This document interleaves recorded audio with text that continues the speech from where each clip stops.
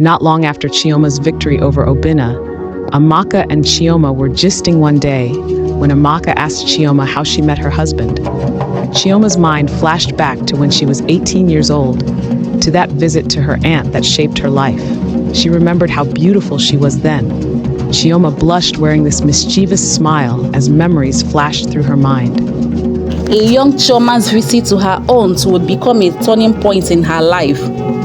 Moved by the plight of the hungry children and struggling community, she decided to take action. I was welcomed by hungry children in every street I entered in the village.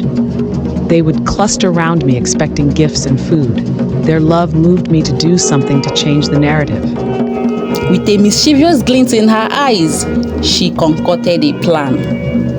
At the river, she met her aunt and announced that she had a message from the gods for the community. Her constant visits to the river paid off as she discovered a crystal pebble in the river. This was the biggest and the most beautiful pebble Chioma had ever seen in her life. She took it as a sign from the gods that they approved her mission. She knew that this crystal pebble will do the magic for her. The news spread like a wildfire, reaching the Igwe's ears. Chioma summoned the villagers to the square where she revealed her divine mission to feed the entire village using a magical pebble. As they all gather at the square, I announced that the gods sent me to feed the whole village. I showed them the crystal pebble I got from the river that I will use to prepare a meal that the whole village will eat. As the villagers gathered, Chioma's conviction and charisma won them over. I need fire and a big pot. Water also, and in no time the pot was boiling as I put the crystal pebble inside the pot and covered it. After a short time, I tasted it and announced that it was tasting good, but for it to be perfect, I need oil. And so I requested for other ingredients one after another added. She conjured up a delicious meal, adding ingredients one by one, each donated by willing volunteers. The aroma wafting from the pot was irresistible, and soon the whole village was savoring the taste of unity and hope. Drums were rolled out for a proper African party.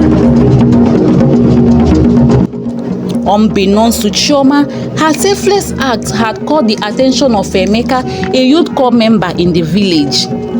He was smitten by compassion and determination, but before he could approach her, she had returned to her village, leaving behind a trail of inspiration. Meanwhile, Obinna, a suitor who had been courting Chioma with lavish gifts, including bushmeat, grew increasingly possessive and intimidating. Chioma's encounter with Emeka would change the course of her life. As she accepted Emeka's proposal, Obinna's anger and humiliation simmered, setting the stage for a dramatic confrontation on Chioma's wedding day.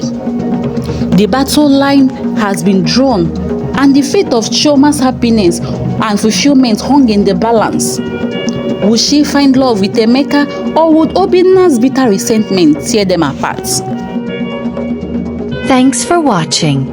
Do you think Chioma was right in rejecting Obinna's proposal after accepting his gifts?